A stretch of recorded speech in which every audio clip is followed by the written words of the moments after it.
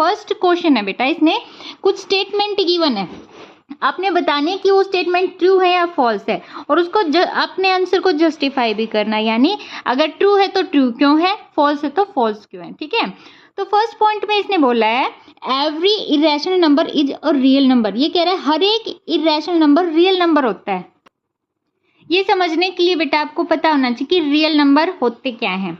वैसे हमने complete detail से एक अलग से वीडियो बना रखी है, सारे नंबर बिल्कुल डिटेल से उसमें समझा रखे हैं। तो रियल नंबर बेटा हमारा रैशनल नंबर और इरेशनल नंबर का कलेक्शन होता है। ठीक है, सारे के सारे रैशनल नंबर भी रियल नंबर होते हैं और सारे के सारे इरेशनल नंबर भी रियल नंबर होते हैं, लेकिन सारे रियल नंबर को रैशनल नंबर नहीं कह सकते क्योंकि उनमें से कुछ इरेशनल है, और सारे रियल नंबर को इरेशनल नंबर भी नहीं कह सकते क्योंकि कुछ रैशनल नंबर हैं।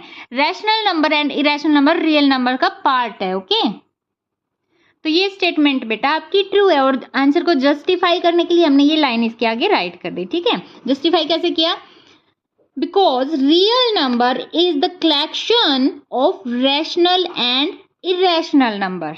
ओके, और इसका थर्ड पार्ट भी बेटा फर्स्ट पार्ट के जैसा ही है। इसने थर्ड में पूछा every real number is an irrational number. ये कह रहा है हर एक रियल नंबर इरेशनल नंबर होता है। तो ये हमने अभी समझाया था, हर एक रियल नंबर इरेशनल नंबर नहीं हो सकता है। ठीक है, क्योंकि उसमें कुछ रैशनल नंबर भी होते हैं।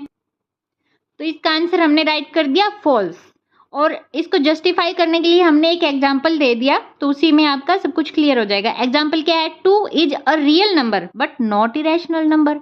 2 हमारा रियल नंबर है ना, 2 एक रैशनल नंबर है बट रियल नंबर तो है ना, उसको हम इरेशनल नंबर नहीं बोल सकते। ओके, सेकेंड पार्ट में इसने क्या पूछा बेटा, every point on the number line, number line पर हर एक point is of the form of under root M, under root M की फॉर्म में होता है, where M is a natural number, जहां एम एक नेचुरल नंबर है। ये ट्रू है या फॉल्स है, ये बताना आपने। देखो बेटा, नंबर लाइन पे तुम्हारे माइनस के भी नंबर होते हैं और प्लस के भी होते हैं, नेगेटिव एंड पॉजिटिव दोनों इंटीजर होते हैं, लेकिन किसी भी नेचुरल नंबर का स्क्वायर रूट नेगेटिव नहीं होता है। जैसे हमारे पास अंडर रूट 4 है, इसका स्क्वायर रूट करेंगे तो क्या आएगा, 2 आएगा। ठीक है, तो किसी का भी हमारा माइनस में आंसर नहीं आएगा।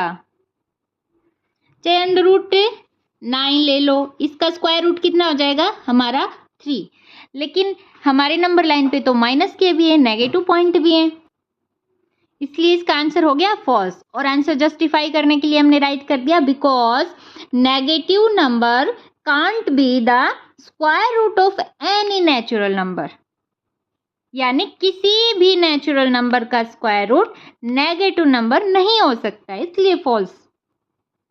अब सेकंड क्वेश्चन इसने पूछा बेटा, are the square roots of all positive integers. ये कह रहे क्या सभी पॉजिटिव इंटीजर्स का स्क्वायर रूट इरेशनल है। इफ नॉट, अगर नहीं है, गिवन एग्जाम्पल, तो आपने एक एग्जाम्पल देना है of square root of a number, किसी नंबर के स्क्वायर रूट का एग्जाम्पल देना है दैट इज अ रैशनल, जो एक रैशनल नंबर है। इसका आंसर नो है बेटा, क्योंकि किसी भी पॉजिटिव इंटीजर का स्क्वायर रूट हम करेंगे तो इरेशनल नंबर नहीं हो सकता। जैसे अभी हमने किया था, अंडर रूट 4 है, इसका स्क्वायर रूट 2 हो जाएगा, 2 क्या कोई इरेशनल नंबर है, तो अंडर रूट 9 है, 9 का अगर हम स्क्वायर रूट करेंगे तो 3 हो जाएगा, तो 3 क्या कोई इरेशनल नंबर है, नहीं है ना, तो इसका आंसर हो गया बेटा नो। एग्जाम्पल हमने जस्टिफाई कर दिया, ये एग्जाम्पल देखिए, अंडर रूट 4 का स्क्वायर रूट हमारे पास 2 हो गया, और 2 is a rational number. Next question है बेटा, how show under root 5 can be represented on the number line. ये कह रहा है कि अंडर रूट 5 को आप नंबर लाइन पर कैसे रिप्रेजेंट कर सकते हैं, वो शो करने हैं आपने।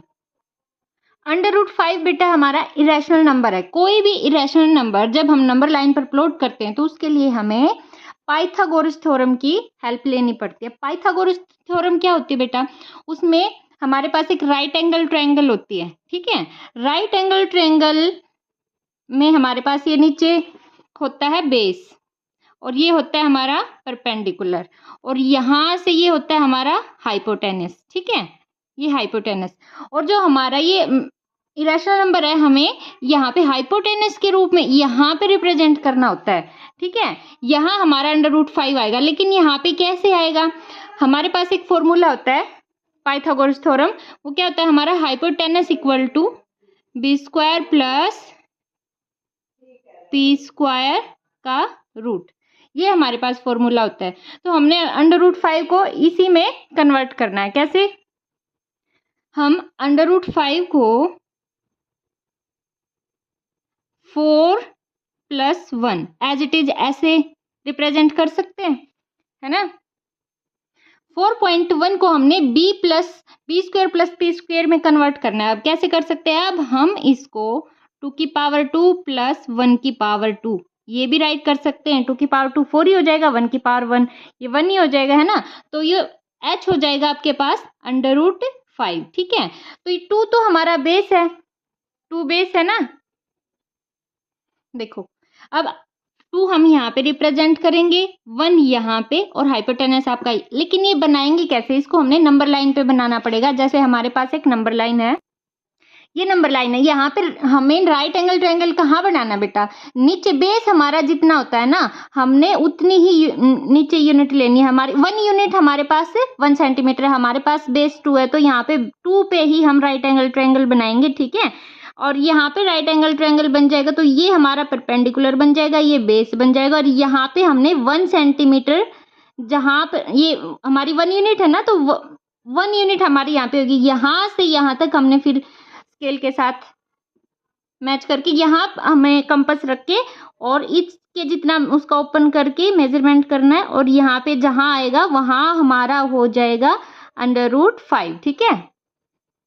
ये भी √5 है, तो हमारे पास OMN 3 पॉइंट मान लिए हमने, तो OM भी हमारा √5 आएगा और ON भी हमारा √5 आएगा, ठीक है। OM = ON, okay.